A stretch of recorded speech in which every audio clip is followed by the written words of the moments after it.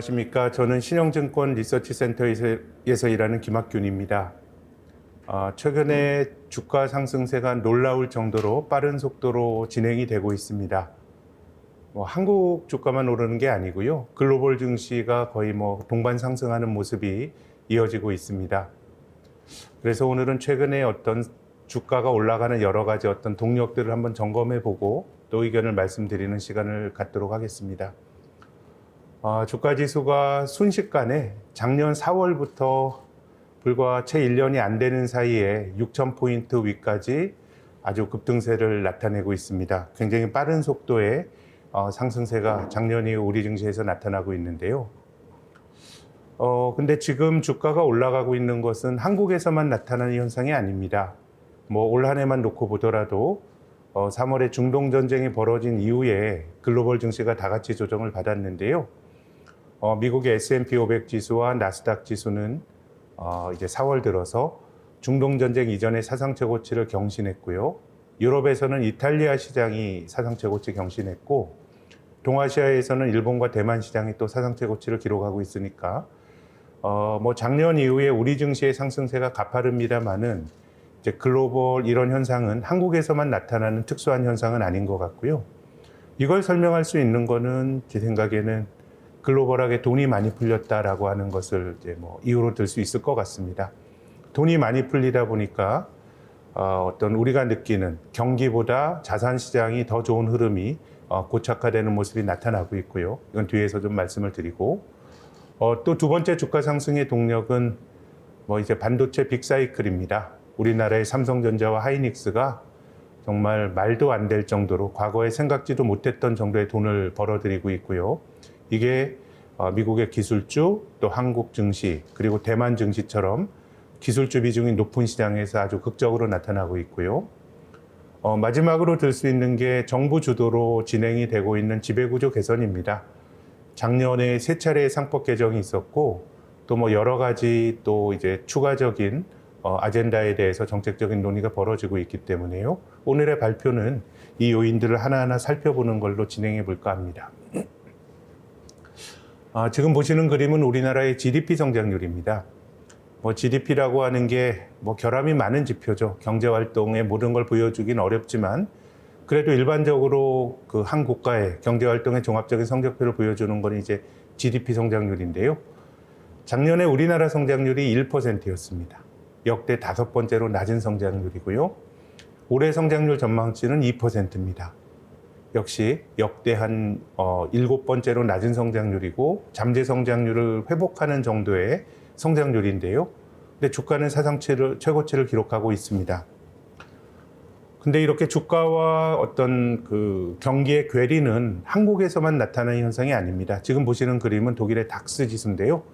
지금 독일 주가 사상 최고치 기록하고 있습니다.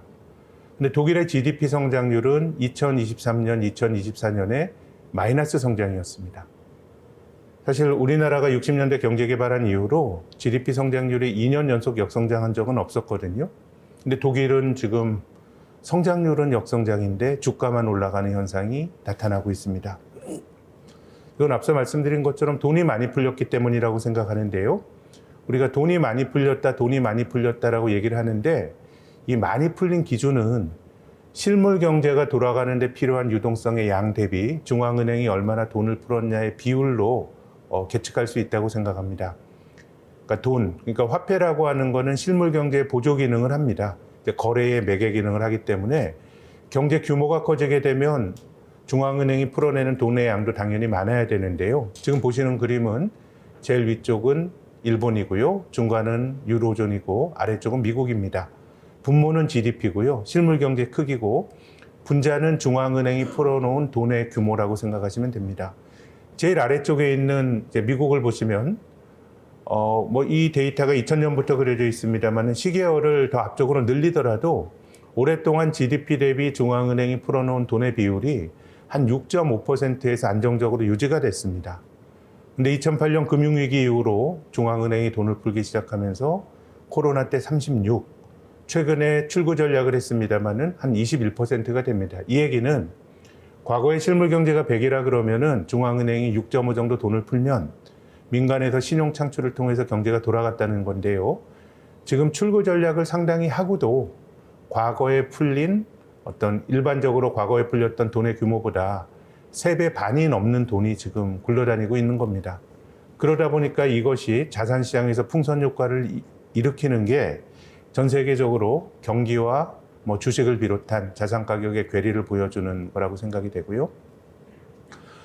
지금 보시는 그림은 우리나라 상장 제조업체 중에서 영업이익으로 이자를 커버 못하는 기업들의 비율입니다. 뭐 이런 기업들 좀비 기업 이렇게 부르는데요. 유동성이 풍부하고 기본적으로 낮은 금리가 유지가 되다 보니까 망해야 될 기업도 잘 안 망하는 거죠. 그리고 이 자본주의에서 불황이라든가 위기가 주는 미덕은 자연적인 구조 조정의 역할을 합니다. 이제 뭐 굉장히 냉혹한 얘기입니다만은 경제적으로 생산성을 가지지 못한 생산성이 낮은 경제 주체가 위기가 닥치면 파산하고 이게 자본주의가 가진 자정 기능인데요. 앞서 보신 것처럼 돈이 많이 풀리다 보니까 구조 조정 없이 계속해서 이런 좀비 기업들이 늘어나는 것이고 이게 뭐 3, 4년에 한 번씩 걸러내지 못했으니까 중앙은행 입장에서는 더 금리가 올라가고 하는 게 이제 두려운 일이 된 것이고요. 그래서 작년에 코스피가 76.5% 오르는 동안에 절대 주가가 떨어진 게 939개나 됩니다. 그러니까 어떻게 보면 지금은 중앙은행이 돈을 많이 풀었고 그 과정에서 구조조정이 지연이 되고 그런 과정이 2008년 위기 이후로 글로벌하게 10수년간 진행이 되다 보니까 부실이 누적이 되고 그러다 보니까 금리를 또 올리고 이런 과정 속에서 기본적으로 풍부한 유동성 환경이 어떤 비교적 멀쩡한 좀 퀄리티가 괜찮은 자산을 통해서 나타나고 있는 게 지금의 어떤 자산 시장을 보여주는 게 아닌가 생각을 합니다. 그래서 이 왼쪽 그림이 과거의 주식과 채권이 맺어줬던 일반적인 관계입니다. 과거에는 금리가 떨어질 때 주가가 떨어지고요. 금리가 올라갈 땐 주가가 같이 올라갔습니다. 이건 경기가 매개가 돼서 그런 겁니다. 경기가 좋으면 당연히 뭐 기업들의 투자 수요나 가계의 소비 수요가 줄어들면서 돈의 가치인 금리가 떨어집니다. 경기가 나쁘니까 또 주가도 떨어지는 거겠죠.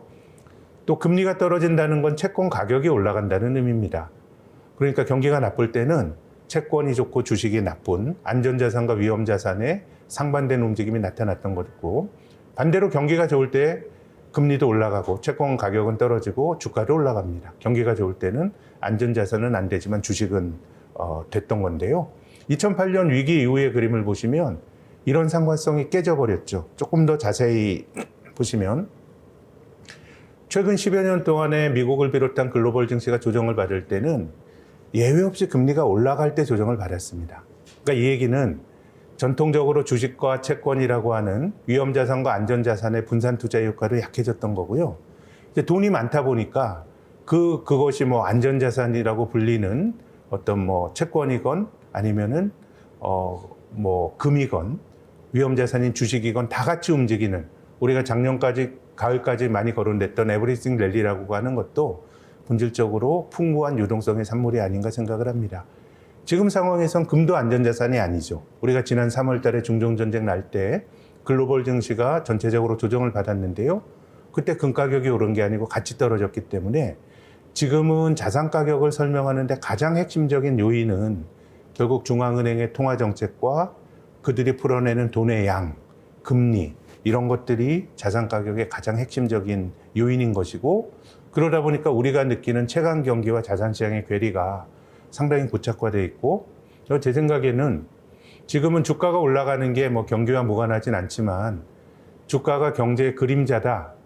저는 동의하지 않습니다. 그냥 자산 시장은 그들의 리그가 있는 거고 실물 경제는 또 상당히 과거보다는 이것이 뭐 완전히 분리되진 않았지만은 과거보다는 서로 조금 좀 다르게 움직이는 그런 힘들이 강해진 게 아닌가 생각을 합니다. 자, 이런 점에서 보면 지난 3월에 중동전쟁을 한번 복귀해 볼 필요가 있는데요. 3월 달에 중동전쟁이 벌어졌음에도 불구하고 글로벌 시장이 4월 이후 반등세를 나타내고 있는데 물론 이제 뭐 미국과 이란이 협상을 하고 이제 전쟁이 종결될 기대가 깔려 있는 건 이제 맞습니다. 근데 중동 전쟁이 이제 우리에게 중요했던 것은 결국 인플레이션과 매개가 되는데 연결이 되는데 이건 또 조금 더 말씀을 드리겠습니다. 과거 90년대 이후에 미국이 도발한 중동에서의 전쟁이 4번 있었습니다. 근데 과거에는 중동 전쟁이 주가에 영향을 준 적이 한 번도 없었습니다. 이거를 전쟁은 주식시장에 영향을 안 준다 이렇게 해석하는 것은 역사적 현상에 대한 오독이고요. 과거의 중동 전쟁은 단기간에 끝났기 때문에 시장이 영향을 안 받았는데요. 지금 전쟁이 이제 뭐 한 달 넘게 진행이 되고 있고 이런 현상 또한 과거에 경험해 보지 못했던 일입니다. 과거 미국이 이라크를 침공하고 했을 때는 개전과 동시에 거의 전쟁의 승패가 결정이 됐는데 좀 전쟁이 지금처럼 장기화될 때 우리가 참고할 수 있는 레퍼런스는 러시아 우크라이나 전쟁입니다. 이들은 지금 4년 넘게 싸우고 있죠. 그리고 러우 전쟁이 벌어졌을 때 2022년에 글로벌 증시가 굉장히 큰 폭으로 조정을 받았습니다. 이때 코스피가 전쟁 이후에 20%가 넘게 밀렸거든요. 근데 러시아 우크라이나 전쟁은 2022년 2월에 시작돼서 지금 4년 넘게 싸우고 있는데 글로벌 증시가 영향을 받았던 거는 2022년에만 영향을 받았고요.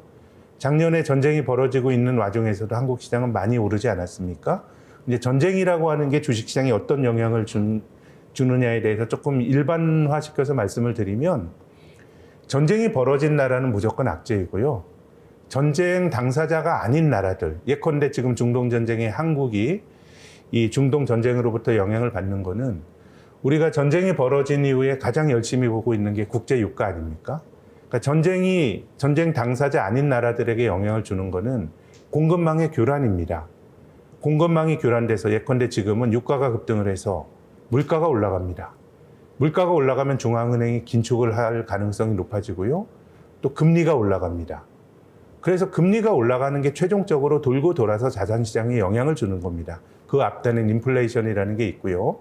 그래서 저는 과거에 중동에서 벌어졌던 전쟁은 지금은 참고의 사례가 되기 힘들 것 같고요. 아주 단기에 끝났고 지금 우리가 비교해 볼 수 있는 두 가지 사례가 앞서 보셨던 2022년의 러우 전쟁이고요. 2011년 3월에 동일본 대지진도 우리가 참고할 만한 사례라고 봅니다. 전쟁은 아니지만 이때 동일본 대지진이 나고도 글로벌 공급망의 교란이 있었습니다. 일본이란 나라가 소재나 부품에서 굉장히 강국 아닙니까?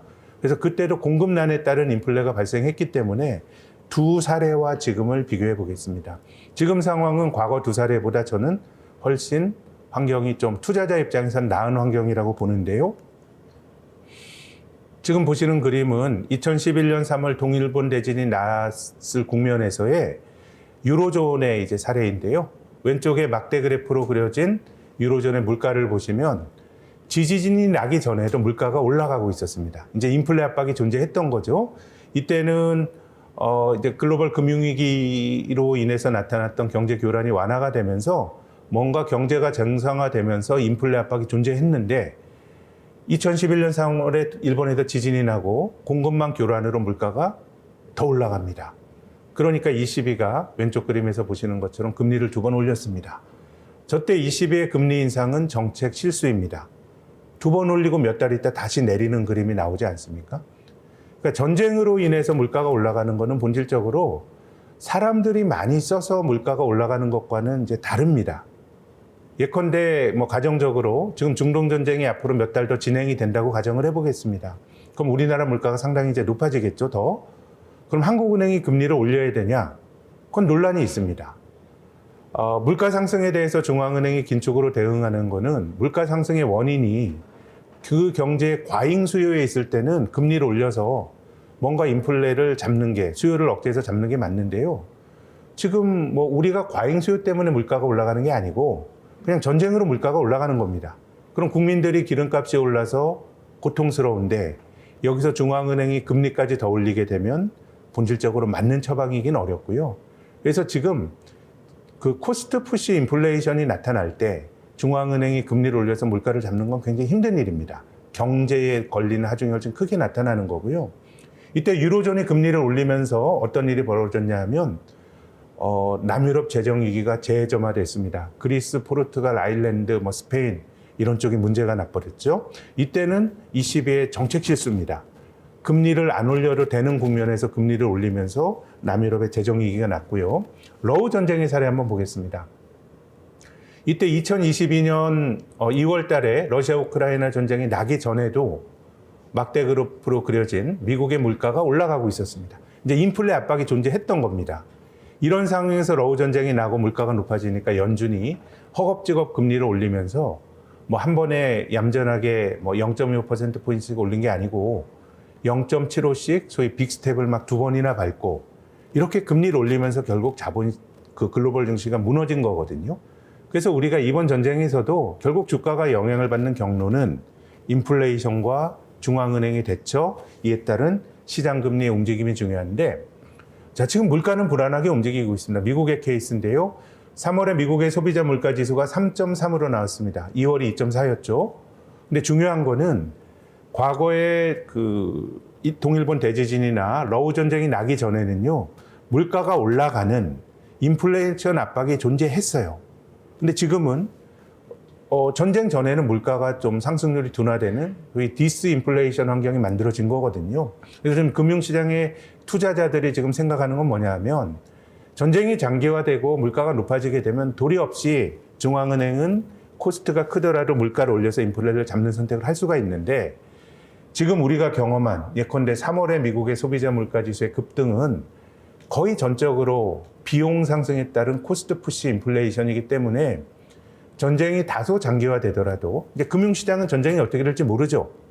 전쟁이 단기화되더라도 연준이나 중앙은행이 선제적으로 혹은 공격적으로 금리를 올릴 가능성이 낮다라고 하는 그런 안도가 최근에 전쟁이 끝나지도 않았음에도 불구하고 주가가 올라가는 본질인 것 같고요.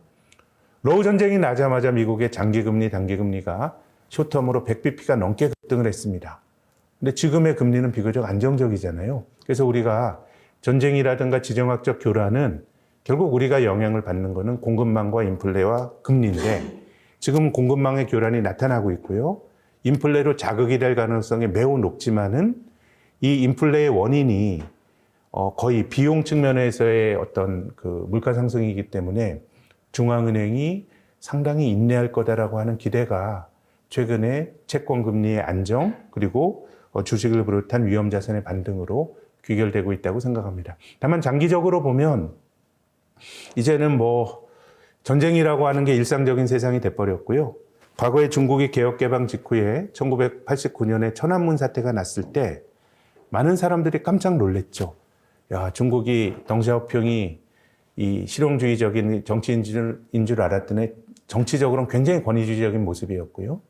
그때 이제 서구에 있는 나라들이 중국을 경제 제재할 거냐 말 거냐 논란이 있을 때, 그때 많은 사람들, 거의 세계화론자들 혹은 중국에 대해서 기대를 가졌던 사람들은 이제 중국이 소득이 늘어나고 또 중산층이 형성이 되면 이들이 정치적 목소리를 내면서 뭔가 뭐 서구식 민주주의라는 게 결국 뭐 자기 미국식의 룰이지만은 그들이 글로벌 스탠다드라고 말하는 서구식 민주주의가 자리 잡을 것이다. 이런 기대가 있었습니다. 그런 기대는 실패했죠. 지금 시진핑은 사실상 장기 독재를 하고 있고요. 뭐 중국만 그러냐? 그럼 트럼프의 리더십은 민주적입니까? 의회를 습격한 그 정치적인 어떤 소요는, 그거는 굉장히 우리가 가졌던 민주적인 어떤 커먼 센서는 벗어나 있고요. 뭐 푸틴 장기 집권 인기가 없죠. 또 터키의 에르도안, 튀르키의 에르도안도 장기 집권합니다. 우린 또 전쟁이 없을 거라고 생각했습니다. 세계화는 어떻게 보면 경제적 이해관계가 서로 밀접하게 연결되어 있기 때문에 서로 치고받는 전쟁이 없을 거라고 생각했는데, 우리가 지금 미국이란 전쟁을 보고 있고요. 러시아, 우크라이나는 4년 넘게 싸우고 있습니다. 그래서 많은 이들이 말하는 것처럼 이제는 고비용 경제가 될 거다라는 건 저는 동의합니다. 다만 저는 이미 우리가 고비용 경제에 들어왔다고 생각합니다. 그러니까 우리가 투자자의 관점에서는 무협지적 서사를 가지면 안 된다고 생각해요. 세상이 앞으로 갑자기 짠하고 바뀔 거다. 그거 아닙니다. 이 중간에는 미국의 소비자 물가 지수를 보시면 2020년까지 거의 디플레를 지향하던 물가에서 이제 레벨업이 된 세상을 3, 4년 살고 있고요. 금리도 마찬가지입니다. 코로나 때 미국의 장기금리가 제로까지 수렴했다가 4% 세상을 살고 있잖아요.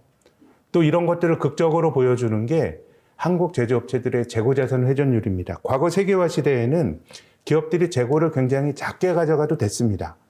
필요하면 언제든지 조달할 수 있으니까. 근데 지금 우리가 이번에 저는 중동전쟁을 치르면서 반도체 만드는데 헬륨이라고 하는 게 중동에서 오는지 몰랐거든요. 이제 공급망에 교란이 생기니까 기업들은 재고를 더 많이 가져가야 되고 이게 맞는데 우리나라의 기업들의 재고 자산 회전율이 떨어진 게 이미 7, 8년 됐습니다. 그러니까 세상이 비싸지는 것도 맞고요. 초저금리 시대가 지난 것도 맞지만 그게 앞으로 뭐 지금까지 세상 그게 아니고 다가올 세상이 아니고 알게 모르게 우리가 그런 세상을 이미 살고 있는 거 아닌가. 뭐 이런 현상들이 주식의 장기 수익률에 어떤 영향을 줄지는 우리가 검증을 해봐야 되겠지만은 지금 거론되는 여러 가지 우울한 서사가 새롭게 만들어질 거라기보다는 이미 우리 앞에 와 있고 우리가 그런 세상에서 살고 투자를 하고 있다고 생각합니다. 반도체에 대해서 말씀을 드리면 삼성전자와 SK하이닉스가 끌어올린 코스피가 한 1400포인트 정도 됩니다. 조금 업데이트가 덜 된 차트인데요. 그러니까 뭐 삼성, SK하이닉스 빼면은 지금 주가 지수가 뭐 한 5000포인트 전후이고 두 종목이 굉장히 그 주가를 많이 끌어올렸고 이 삼성전자나 SK하이닉스의 올해 예상이익을 보면 뭐 상상하기 힘들 정도로 우리가 이런 숫자를 본 적이 없었죠. 과거에 삼성전자가 소위 반도체 빅사이클이라고 그럴 때 1년 동안 번 돈이 59조 원인데요. 1분기 때 거의 그만큼 벌었고 지금 시장의 컨센서스는 거의 뭐 300조 원 가까이 되고 있습니다. 하이닉스는 200조 원 가까이 되고 있는데요. 근데 흥미로운 사실은 SK 하이닉스 PER이 한 5배 되고요.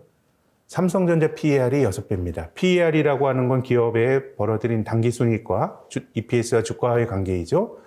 우리가 한국이 저평가됐다고 얘기하는데 아주 아이러니하게도 지금 글로벌 반도체 빅사이클의 최전선에 있는 삼성전자와 하이닉스가 굉장히 저평가되어 있고요. 근데 메모리 반도체 업계에서 삼성 하이닉스와 같이 산분하고 있는 마이크론이 PER이 7.5배입니다. 삼성전자보다 높지만 미국의 S&P 500보다 낮습니다. 반도체가 좋다고 하는데 왜 이렇게 PER이 낮을까 생각을 해보면 저는 장기적으로 기업이 벌어들인 이익이 주주들에게 귀속이 되는 경로는 배당입니다. 배당. 기업이 한 해에 번 돈을 다 주주들에게 배당으로 주진 않죠. 일부 주주들에게 돌려주고 나머지는 유보, 재투자를 해서 장기적으로 파이를 키워서 주주들에게 돌려주는 게 결국은 이게 이제 그 기업의 부가 주주들에게 이전이 되는 경로인데 반도체는 번 돈이 공장으로 갑니다. 설비 투자로 가고 지금까지의 사이클을 보면 설비 투자 증가가 가져오는 파괴적 결과가 있습니다. 증설하면 반도체 수율이 좋아지면서 반도체 공급이 늘고요. 반도체 단가가 떨어지고 그 과정에서 이익이 떨어지면서 주가가 떨어지는 게 과거에 이제 보여줬던 모습이고요. 최근에 뭐 CEO가 바뀌어서 좀 이슈가 되고 있는 애플이 PER이 30배거든요. 근데 삼성전자 PER이 아까 보신 것처럼 6배입니다. 삼성전자는 벌어들인 것보다 지난 10여 년 동안 투자를 더 했고요. 주주 환원은 벌어들인 당기순이익의 30%였어요. 근데 애플은 설비 투자는 벌어들인 거의 한 16%고요. 번 거보다 더 주주들에게 돌려줬기 때문에 뭐 옳고 그르다를 떠나서 반도체는 캐펙스가 굉장히 많고 또 그것 자체가 순환적인 사이클에 굉장히 파괴적인 결과를 가져오기 때문에 밸류에이션이 낮은 겁니다. 저는 뭐 아직까지 반도체는 그런 속성이 있다고 생각하는데 두 가지 점에서 좀 변화의 가능성이 좀 있다고 봅니다. 첫 번째는 이제 그 메모리 반도체 업계의 어떤 경쟁 구도가 좀 바뀐 게 아닌가라는 생각을 하게 되는데요. 뭐 메모리 반도체 업체가 한국의 삼성전자, SK하이닉스 그리고 미국의 마이크론 테크놀로지로 과점화된 건 꽤 오래된 일인데요. 근데 한 5년 전만 하더라도 삼성전자가 경쟁력이 압도적으로 높았고요. 하이닉스가 훨씬 밑에 있었고 마이크론은 그 밑에 있었는데 근데 지금은 하이닉스의 경쟁력이 최근에 엄청나게 높아졌습니다. 그러니까 이게 시사하는 바는 과거에 이제 과잉 투자나 설비 투자가 있을 때 사실상의 지배적인 사업자였던 삼성전자가 경쟁자들을 조금 누를 수 있는 여력이 있었어요. 반도체 단가도 더 낮추고 2, 3위 업체를 압박하는 그런 힘이 작동했는데 지금은 하이닉스가 굉장히 커졌기 때문에 저는 뭐 반도체가 사이클을 많이 타는 비즈니스라고 생각합니다. 앞으로도 그럴 거라고 생각하지만은 선도업체의 어떤 조금 치킨 게임적인 그런 파괴적인 그런 경쟁이 나타날 가능성이 낮아졌다는 게 좀 긍정적인 변화 같고요. 세 번째는 혹시라도 메모리 반도체가 범용 제품, 커머디티의 속성을 좀 탈피하지 않을까라는 기대를 갖게 됩니다. 커머디티라고 하는 거는 범용입니다. 범용. 예를 들어서 우리가 PC에 들어가는 반도체 칩을 생각하면 그 칩은 삼성이 만든 거건 SK 하이닉스가 만든 거건 마이크론이 만든 거건 차이가 없죠, 성능에. 기업들이 가진 경쟁력은 그 칩을 얼마나 싸게 만드는 겁니다. 그게 이제 기업들이 얼마나 돈을 버느냐는 거고요. 제품이 가진 효용은 기본적으로 차이가 없기 때문에 이게 어떻게 보면 커머디티예요. 그러니까 사가는 사람이 정해지지도 않고 사가는 사람은 삼성에도 사고 하이닉스를 사는데 최근에 SK 하이닉스 최태원 회장께서 메모리 파운더리라는 말씀을 좀 하시거든요. 이 파운더리는 주문형이죠. TSMC가 하듯이 이건 범용이 아닙니다. TSMC는 테슬라에 가는 칩을 주문 받아서 테슬라형으로 만드는 거고요. 엔비디아에 가는 칩을 주문 받아서 만드는 겁니다.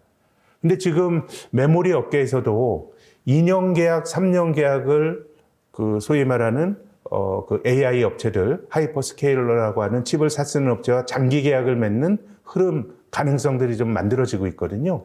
이게 만들어진다 그러면 반도체가 과잉 투자로 인해서 업황이 되게 굉장히 딥이 깊어질 가능성이 저는 낮아질 거라고 생각합니다.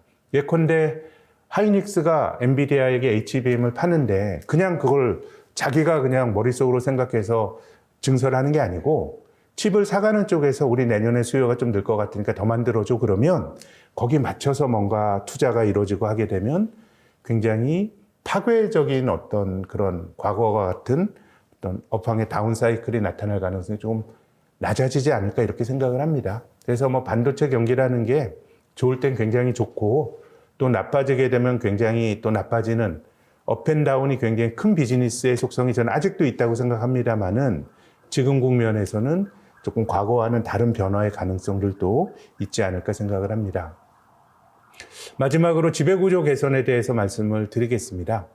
지금 이렇게 이 정치란 영역에서 주식시장이 중요하게 다뤄진 적이 있었나 생각하면 전 지금이 가장 중요하고 진지한 아젠다로 다뤄지고 있다고 생각합니다. 저는 그건 다른 게 아니고 주식하는 사람이 많아졌기 때문이라고 봅니다. 작년 말에 주식 투자 인구가 1,456만 명입니다. 경제활동 인구 둘 중에 하나는 주식을 하니까 정치의 영역에서도 주식이라고 하는 자산에 이해관계가 노출이 된 국민이 많다 보니까 거기에 대해서 진지하게 정책적으로 대응하는 지극히 당연한 일이고 바람직한 일이라고 생각합니다. 그래서 작년에 3차례의 뭐 상법 개정이 있었고요. 최근엔 주가 누르기 방지 법안이나 뭐 이제 PBR이 낮은 기업들, 자산가치 대비 저평가된 기업들에 대한 여러 가지 논의들이 있고, 뭐 설왕설래합니다만은 뭐 코스닥 시장 부양에 대한 논의들도 있는 것 같습니다. 저는 지배구조 개선이라고 하는 게 좀 의미가 있다라고 생각을 하는 게요. 우리나라 기업들의 자본 효율성이 굉장히 낮습니다. 이제 올해 삼성이나 하이닉스가 돈을 많이 벌게 되면 조금 달라지겠지만 우리나라가 ROE가 되게 낮습니다. ROE라고 하는 거는 결국 그 자기 자본, 주주들이 돈을 벌기 위해서 투자한 몫이 자기 자본이죠. 그리고 당기순이익, 기업이 활동을 해서 비용 다 떼고 주주들에게 전적으로 귀속이 되는 게 이제 당기순이익인데요. 이 당기순이익을 자기 자본으로 나눈 ROE가 되게 낮다는 건 자본 효율성이 낮다는 얘기거든요. 그래서 ROE가 낮을 때는 어떻게 해야 되냐면 기본적으로 기업이 조금 어느 정도 주주 환원을 늘릴 필요도 있습니다. 이 주주 환원이라고 하는 거는 좀 자기 자본을 줄이는 효과가 있고 또 ROE가 지나치게 낮은 기업이 부를 계속 가지고 있다라고 하는 거는 이제 경제적으로 사회적으로 부를 파괴하는 겁니다.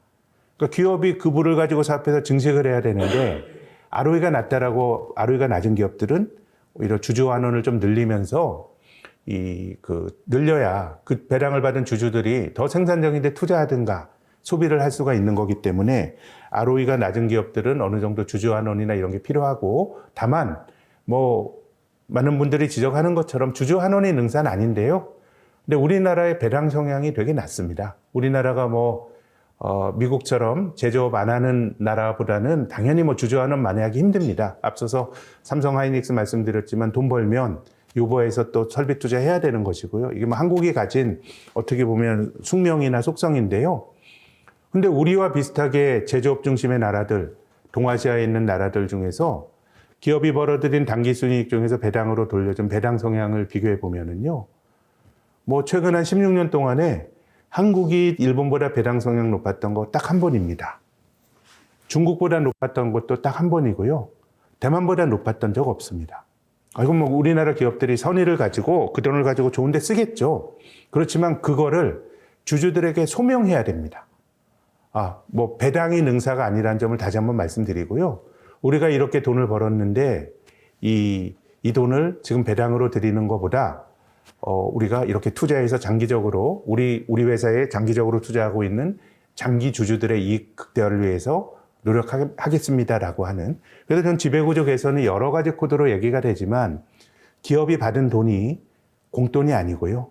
주주들로부터 받은 거기 때문에 자기들의 여러 가지 의사결정을 주주 신경 쓰면서 하라라고 하는 게 상법 개정이나 이런 어떤 정신의 본질인 것 같고, 뭐 일각에서는 기업들 투자 못한다 이런 얘기 합니다만은 이건 보시는 것처럼 한국 기업들이 뭐 배당이라도 과하게 해야 주주 자본주의의 뭐 어떤 그 과잉 자본주의, 과잉 주주 자본주의 비판할 수 있지만 지금 한국은 뭔가 주주 자본주의의 결핍인 것 같고요.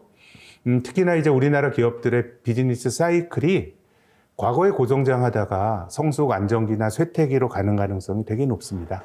뭐 이런 국면이 되면 기업들이 제가 너무 주주 환원만 뭐 강조하는 건 아니란 말씀을 드립니다만은 성장이 둔화가 되면 주주들에게 돌려주는 주주 환원의 가능성이 높아지고 또 기업이 어떤 본업에서 성장이 둔화되게 되면 사업 다각화라는 경우가 되게 많거든요. 근데 극단적으로 말해서 사업 다각화라 기업이 망합니다.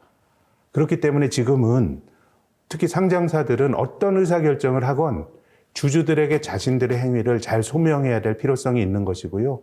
우리나라 기업들의 전반적인 어떤 성숙도를 보더라도 주주들에 대한 배려가 필요한 것 같고, 그리고 지금 우리나라에서 벌어지고 있는 여러 가지 밸류업이나 상법 개정이나 지배구조 개선 논의가 우리만 하는 거 아니고요. 이미 일본이 10년 전부터 했던 일이고 대만은 또 일본보다 또 속성으로 했던 일입니다. 그래서 우리가 남들 안 가본 길 가는 거 아니고 나름 모범 답안을 보면서 가는 거기 때문에 뭐 전체적으로 뭐 우리가 투자하는 데 있어서는 인플레이션과 금리가 올라가는 게 뭐 글로벌하게 미국 주식이건 한국 주식은 가장 중요한 어떤 그런 판단의 변수일 것 같고, 내부적으로는 반도체 경기도 언젠가는 꺾이겠습니다만은 뭐 아직까지는 뭐 꺾인다라고 말할 수 있는 그런 조짐들 찾기 힘들고, 또 반도체가 굉장히 저평가됐던 게 업황의 속성이 바뀌면서 조금 리레이팅 될 가능성도 있고, 또 지배구조 개선도 뭐 지속성을 가지고 진행이 될 가능성이 높기 때문에 주가가 올라온 속도가 빨랐습니다만은 저는 뭐 강세장이 더 지속이 되지 않을까라는 게 제 의견입니다.